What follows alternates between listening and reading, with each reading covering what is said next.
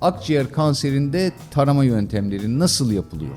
Genellikle düşük doz tarama tomografisiyle taramaları yapıp kontrollerini sağlamış oluyorlar. Şikayet doğrultusu mutlaka hekime başvurulmasını öneriyoruz. Geçmeyen öksürük varsa, özellikle öksürükte kan varsa, göğüs ağrısı, sırt ağrısı varsa, istek dışı kilo kaybı varsa mutlaka şikayetlerinizi görmezden gelmeyin, hekime başvurun diyoruz. Çünkü erken tanı yaptığımız zaman hastalığı tamamen ortadan kaldırabiliyoruz. Kullandığımız ilaçları belli bir süre kullanıp kesebiliyoruz. İmmünoterapi tedavileri, yani bağışıklığı güçlendiren, bağışıklığı destekleyen tedavilerin akciğer kanseri tedavisindeki yeri ne hocam? Peki hocam, bu yeni gelişmelerle, yeni tedavi yöntemleriyle birlikte akciğer kanserinde tedavi olasılığı ne kadar arttı? Şu anda tedavi şansı nedir? Akciğer kanseri tedavisi gören bir hasta günlük yaşamında nelere dikkat etmeli, özen göstermeli? Başka TV Reçete'den merhaba, yeni bir sağlık sohbetiyle karşınızdayız. Ben Eczacı Hakan Genç Osmanoğlu. Bugün akciğer kanseri tedavisinde yeni gelişmeleri, yeni ilaçları konuşacağız. Stüdyomuzda çok değerli bir konuğumuz var. Tıbbi onkoloji uzmanı, Acıbadem Üniversitesi öğretim görevlisi, aynı zamanda Türk Tıbbi Onkoloji Derneği üyesi Sayın Profesör Doktor Özlem Sönmez. Dediğim gibi akciğer kanseri tedavisinde yeni gelişmeleri, yeni ilaçları konuşacağız. Hocam hoş geldiniz. Merhabalar, nasılsınız? Çok teşekkür ederim. Burada olmak çok güzel. Teşekkürler. Sağ olun, sağ olun. Çok teşekkürler geldiğiniz için. Şöyle başlayalım isterseniz. Akciğer kanserinde tarama yöntemleri nasıl yapılıyor? Akciğer kanseri, meme kanseri, rahim ağzı kanseri, kolon kanseri gibi düzenli tarama programları içinde değil. Bununla birlikte eğer kişi sigara içiyorsa ya da sigaraya çok maruz kalıyorsa ve özellikle 50 yaşın üstündeyse biz mutlaka taranmasını istiyoruz. Göğüs hastalıkları uzman arkadaşlarımıza yönlendiriyoruz. Onlar uygun gördükleri şekilde genellikle düşük doz tarama tomografisiyle taramaları yapıp kontrollerini sağlamış oluyorlar. Bunun ötesinde akciğer kanserini erken tanımak için ya da tanımak için şikayet doğrultusu mutlaka hekime başvurulmasını öneriyoruz. Nedir bu şikayetler? Geçmeyen öksürük varsa, özellikle öksürükte kan varsa, göğüs ağrısı, sırt ağrısı varsa, istek dışı kilo kaybı varsa mutlaka şikayetlerinizi görmezden gelmeyin, hekime başvurun diyoruz. Erken tanı çok önemli değil mi hocam akciğer kanserinin tedavisinde? Evet, tüm kanserlerde olduğu gibi akciğer kanseri tedavisinde de erken tanı çok önemli. Çünkü erken tanı yaptığımız zaman hastalığı tamamen ortadan kaldırabiliyoruz. Kullandığımız ilaçları belli bir süre kullanıp kesebiliyoruz. Ama ileri evrede tanı aldığımız zaman hastalığı tamamen ortadan kaldırmak çok mümkün olmuyor ve ilaçları da uzun vadede kullanmamız gerekiyor. Peki bu tarama sırasında hangi genler mutlaka taranmalı hocam? Şimdi aslında gen olarak taramıyoruz açıkçası. Eğer ailede kanser hikayesi varsa onu genetik uzman arkadaşlarımız tarafından yönlendirdiğimizde yapılan testler oluyor. Ancak akciğer kanserinde biz tedavi amaçlı genetik tarama yapıyoruz. Yani aslında kişinin değil, tümörün genini tarıyoruz. Tümördeki genlerdeki genetik değişikliklere göre, bunlar mutasyon, füzyon gibi herhangi değişiklikler olabilir. İlaç hedefi aramak için bu taramaları yapıyoruz. Eskiden sadece ileri evre hastalıkla yapıyorduk ki şimdi lokal ileri dediğimiz dönemlerde de tedavi algoritmamızı belirlemek için, doğru hedefi bulmak için tümör genetiğinde arama ve tarama yapıyoruz. Peki bu yeni nesil akıllı ilaçlar denilen ilaçlar, Evet, çokça da biliyorsunuz çok söz ediliyor sağlık dünyasında. Ne kadar etkili oluyor? Bu ilaçlar hakkında neler söylemek istersiniz? Şimdi bu ilaçlar şöyle düşünün, yani kemoterapi dediğimiz zaman kemoterapi aslında tüm vücudu ve tümörü hedef alıyor. Tümörü hedef alırken ve vücudu hedef alırken de hızlı çoğalan hücrelere etki ediyor. Dolayısıyla yan etkiler de bu bağlamda oluşuyor. Mesela saç, mesela ağız mukoza, bağırsak mukoza hücrelerimizde hızlı çoğalan hücrelerimiz olduğu için yine kemoterapiden etkileniyorlar. Akıllı ilaçlar ise bu genetik tümör genetiğindeki taramalarla bulduğumuz özel genlere karşı hedeflenen ilaçlar. Yani bunlar aslında hatalı geni ya da normalden dışarıya çıkmış olan geni hedefleyen ilaçlar. Hücreye baktığınız zaman aslında hücre elektrik panosu gibi oldukça karışık bir sistem ya da metropol gibi oldukça karışık bir sistem. Merkezde çekirdek var, çekirdeğin içinde DNA, RNA var ve dışarıdan gelen düzenli komutlarla hücre normal düzeninden çıkıyorsa ya da yaşlanıyorsa, ölmesi gerektiği zaman ölüyor ki buna programlı hücre ölümü diyoruz, apoptoz diyoruz. Ve baktığınızda da çok güzel bir düzen ve intizam içinde çalışıyor aslında hücreler. Fakat herhangi bir nedenle bunlar ultraviyole olabilir, sigara olabilir, herhangi başka kimyasallar, dış etkenler olabilir. Bu etkenlerle ve de sizin daha önceden var olan bir kromozom kırığınız varsa bir araya gelerek bu sistemi bozuyorlar. Bazı arklar oluşuyor. Normal dışı iletimler oluyor. Ya da hücre zarında normal dışı kapılar oluşuyor. Yani hücre zarında sizin 15 tane EGFR kapınız varken bu sistemlerle çok daha fazla değişik kapılar oluşuyor. Ne oluyor? Bu sefer çekirdeğe, DNA'ya fazla sinyal gidiyor. Fazla sinyal gittiği için de normal düzenden hücre çıkıyor. Çok fazla bölünüyor, çok fazla yaşıyor ve farklı özellikler kazanıyor normal hücreden farklı olarak. Normal hücre Çin askerleri gibi aynı boydayken işte ritmik çalışırken bu sistemden çıkan olaylarla işte immün sistemden kaçmak gibi, onun dışında metastaz yapmak, invazyon yapmak, hücre başka damarlanmayı arttırmak gibi çeşitli özellikler kazandığı için bu hücreler ölümsüzleşiyor bir şekilde. Çünkü artık hani nasıl saklanacağını, nasıl kaçacağını, nasıl yaşayacağını ve nasıl besleneceğini biliyor. Bu akıllı ilaçlarla biz işte bu otomasiteyi bozan, dinamizmi bozan, normalliği bozan olayları, genleri hedefliyoruz. Dolayısıyla diğer hücreleri etkisi daha az oluyor. Yalnız şunla parantez içinde belirtmekte fayda var. Bu akıllı ilaçlar çok da zararsız değil. Yan etkileri onların da kendilerine göre var. Hem immünoterapilerin hem de akıllı ilaç ya da hedefe yönelik ilaç dediğimiz ilaçların. Dolayısıyla iç hastalıkları uzmanlığı altyapısı alan tıbbi onkoloji uzmanları tarafından bu ilaçların, bu tedavilerin verilmesi gerekiyor. Çünkü biz tedavi verirken hani buna bu uygun deyip vermiyoruz, bırakmıyoruz. Hastanın böbrek fonksiyonlarını, tiroid fonksiyonlarını, akciğer fonksiyonları, karaciğer fonksiyonları, tüm fonksiyonlarını tedavi verirken takip ediyoruz.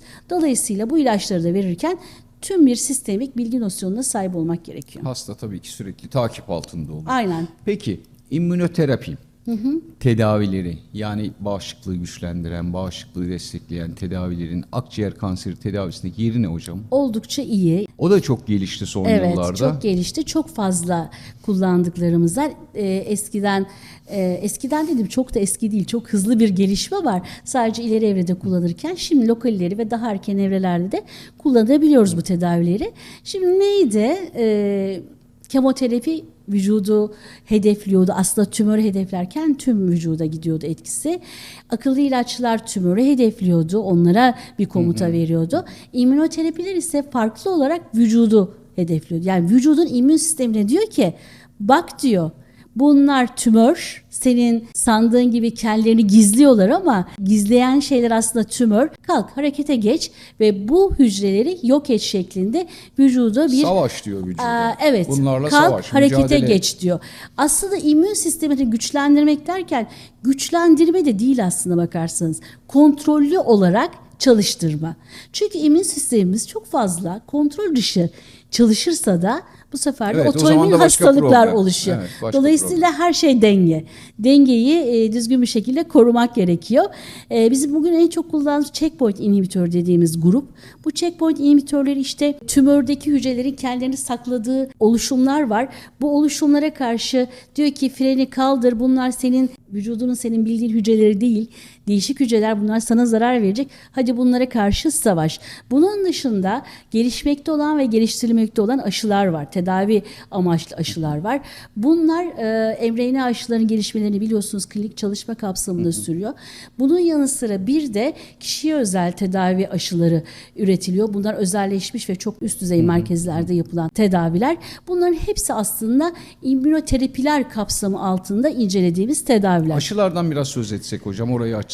Aşı derken Küba aşısından bahsetmiyorum elbette ki. Küba'da biliyorsunuz ambargo altında bir ülke. Bizim ulaşabildiğimiz tedavilere ulaşamıyorlar ve kendilerince ürettikleri iyi niyetle çıkarılmış, çalışılmış aşılar. Ancak bunların klinik çalışma karşılıkları, FDA onayları yok. Yeni geliştirilen aşılar, tedavi edici mRNA aşıları klinik çalışmalar düzeyinde kullanılıyor.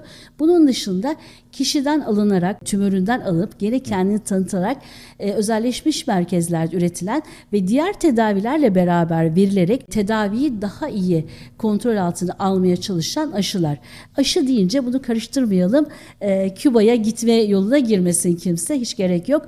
Bizim ülkemiz gerçekten hem tanı hem tedavi konusunda Avrupa ülkelerinden, Amerika'dan, Kanada'dan çok daha üstün olduğu gibi Küba'dan da zaten çok daha üstün. Ülkemiz sağlık yönetimi açısından gerçekten çok iyi bir yerde. Hekime ulaşım, hastaneye ulaşım, tedavi ulaşım gerçekten çok iyi. Son zamanlarda biz bunu çok iyi gördük ki neden son zamanlarda diyorum? Artık sağlık turizmi çok arttı biliyorsunuz. Avrupa ülkelerinden, İngiltere'sinden, Almanya'sından ya da ne bileyim Kanada'dan, Amerika'dan çok fazla yabancı hasta geliyor, değil mi yabancı hocam? hasta geliyor ve orada şunu görüyoruz. Yani tetkiye ve hekime ulaşma konusu aylar alıyor. Bizim sandığımızın ötesinde bir durum söz konusu. Yani burada görülenin ötesinde bir durum söz konusu. Bizim burada hekime ulaşmak bir defa çok kolay. Yani en kötü ihtimalle acil şartlarda acilde hekim ulaşmanız çok kolay. Ama çok gözümüzde büyüttüğümüz yerlerde ulaşmak çok zor. Tıbbi onkoloji açısından değerlendirmek gerekirse gerçekten ben gururla söyleyeceğim. Türk Tıbbi Onkoloji Derneği'nin bir üyesiyim. Yönetim kurulunda da çalıştım ve ülkemizin her yerinde çok değerli tıbbi onkoloji uzmanları gerçekten özveriyle ve iyi niyetle tüm gelişmeleri yakından takip ederek hastalarımıza sunma çabasındalar. Ayrıca son gelişmelerde immünoterapiler ve akıllı ilaçlarında Sosyal Sigortalar Kurumu tarafından geri ödeme listesine alınmasıyla da gerçekten çok daha iyi yerlere geldik ve gelmeye devam ediyoruz. Bunlar çok önemli tespitler Kesinlikle hocam. çok önemli tespitler. Bunları yani biz sanıyoruz lazım. ki işte Amerika'da, İngiltere'de, Avrupa'da her şey daha yok değil. Yani biz bunu artık çok iyi görüyoruz. Burada Covid'de de çok iyi gördük biliyorsunuz. Evet, evet. Ben Covid'de çok ciddi ağır bir hastalık geçirdim. Yaklaşık 3 haftaya yakın hastanede kaldım. Akciğerlerim tamamen kapanmıştı. Ben şundan çok eminim. Geçmiş olsun. Çok sağ olun. Benim burada arkadaşlarım, hekim arkadaşlarım, hemşire arkadaşlarım bakıyor olmasaydı Avrupa'nın herhangi bir tarafında ben kesinlikle ölmüştüm. Yani o dönemde insanların birbirlerine imtinayla yaklaştığı, tabii ki biz de öyle diyorduk, sosyal mesafenizi koruyun diyorduk. Hasta olan çocuğuna, annesine, babasına insanların yaklaşamadığı dönemlerde o hemşire arkadaşlarım benim ağzıma ilaçlarımı vermişlerdi. Suyumu içirmişlerdi. Doktor arkadaşlarım çok iyi bakmışlardı. Ve dolayısıyla ben gerçekten canımı Allah'ın izniyle onlara borçlu olduğumu düşünüyorum. Sağlık konusunda çok şükür ki çok iyiyiz ve iyi olmaya devam ediyoruz. Peki hocam, bu yeni gelişmelerle, yeni tedavi yöntemleriyle birlikte akciğer kanserinde tedavi olasılığı ne kadar arttı? Şu anda tedavi şansı nedir, nasıldır? Bir de onunla ilgili bilgi versiniz. Şimdi baştan hafif bir özet geçersek, ya amacımız öncelikle önlemek. Yani bir tütün ürünleri, kimyasallara maruziyetten bir korunmak. Önleyemiyorsak erken yakalamak. Erken yakalamak için de ne yapıyoruz? İşte şikayetimiz varsa görmezden gelmiyoruz. Ya da sigara içiliyorsa kontrollere gidiyoruz. Bunun ötesinde eğer evre 4'te yakaladıysak, hani kanserden korkma, geç kalmaktan kork denir ya. Evet. Hani korku lafını kaldırmak istiyoruz. Çok ileri dönemdeyiz. Şöyle bir kısacık bir özet geçeyim. Hiç tedavi vermediğiniz bir hastanın yaşam şansı 6 aydan kısa. Metastatik evre 4 akciğer kanserinden bahsediyorum. Bu akciğer metastaz yapmış kanser. Metastaz hiç tedavi almazsa 6 aydan kısa bir yaşam söz konusu oluyor. 1 yıllık yaşam şansı da zaten yok. Eğer EGFR dediğimiz bir mutasyon saptandıysa ve buna yönelik ilaç verildiyse 36 ayın üzerinde yaşıyor. 36 ay sonra ölecek anlamında değil. Çünkü farklı bir tedaviye geçiş yapılıyor. Bu tedavi daha devam ediyor. Yani sizin 36 ay yaşamanızı sağlayıp, hani bazen hastalar 36 ay sonra ölecek. Hayır, öyle demek değil bu. 36 ay sonra başka bir tedaviye geçme yaklaşık olarak, ki yeni ilaçlarla bu süre daha da artıyor. Başka tedavilere geçme şansını tanıyor. ALK'larla bu daha da uzamış durumda. İmmünoterapilerle eğer hastalıktan tutuyorsa tam cevap verebiliyor. Yani hani ben hiç demedim onu prensip olarak, şimdi eskiden de demezdim. Şu kadar ömür, bu kadar ömür derler ya. Bu şimdi öngörülemez durumda. Yani şu anda ne kadar ömrüm var dendiği zaman ben zaten Allah bilir, yani onu öngöremeyiz. Fakat bir istatistikler var. İstatistiklere göre şu derdik ama yeni tedavi yöntemleriyle bu iş çok uzadı. Öngörülemez. çok şükür ki öngörülemez bir hale geldi. Yani zaman çok uzadı. Her geçen gün yeni tedaviler hayatımıza girmekte, pratiğimize girmekte. Bu bize şunu kazandırıyor. Hani 3 ay, 30 ay, 40 ay diyoruz. O dönemde de başka yeni gelişmeler oluyor. Yani şu mesajı vermek istiyorum. Evet, erken yakalayalım. Ama evre 4 olduysa da bir şekilde tedaviden ve bilimden uzaklaşmayalım hiçbir şekilde. Çünkü önü açık, gerçekten bilimin önü açık. İnanın, yani bilime inanın, hekimlerinize inanın, Türk hekimlerine inanın, gelişmelere inanın ve kendinize inanın ki bu iş artık çok umut verici yerlere gelmiş durumda. Hocam çok güzel mesajlar veriyorsunuz. Çok teşekkür ederim. Şöyle kısaca şunu bitirelim isterseniz. Kısaca akciğer kanseri tedavisi gören bir hasta günlük yaşamında nelere dikkat etmeli, özen göstermeli? Onkoloji hekimi aslında ne diyorsa ona bir dikkat etmesi lazım. O mesajı baştan verelim. Tedavi sırasında ben şunu diyorum hastalarımıza. Çin'den, Japonya'dan, Amerika'dan gelen gıda takviyelerinizi hekiminizin bilgisi olmadan asla kullanmayın. Sevgili hasta ve hasta yakınları, lütfen hastalarınızı rahat bırakın. Hekimleriyle baş başa bırakın. Biliyoruz ki onların iyiliği için çalışıyorsunuz. Destek olmaya ve fayda vermeye çalışıyorsunuz. Bununla birlikte istemeyerek zarar verebilirsiniz. Her kullandığınız şeyi, dışarıdan kullandığınız şeyi hekiminize mutlaka bildirin. Bununla birlikte her şey zehirdir, önemli olan miktarıdır demiş Paracelsus 17. yüzyılda. Her şeyi kontrollü bir şekilde, çeşitli bir şekilde tüketebilirsiniz. Soğuktan, mikroptan, denizden ise bebeğinize nasıl davranıyorsanız, bebeğinizi nasıl koruyorsanız tedavi sırasındayken ona dikkat edin. Ama normal yaşamdan kopmanızı, hayattan uzaklaşmanızı, izole olmanızı asla ve asla istemiyoruz. Profesör Doktor Özlem Sönmez. Hocam çok teşekkürler. Ben İyi çok ki teşekkür varsınız. ederim. Sağ olun. Sağ olun. Çok teşekkür. Değerli dostlar, izlediğiniz için çok teşekkür ederiz. Bugün akciğer kanserinde yeni tedavileri, yeni tedavi süreçlerini konuştuk. Başka bir programda, başka bir sağlık sohbeti programında görüşmek üzere diyorum. Sağlıkla kalın. Unutmayın, sağlık yaşamın en kıymetli hediyesidir. Hoşça kalın.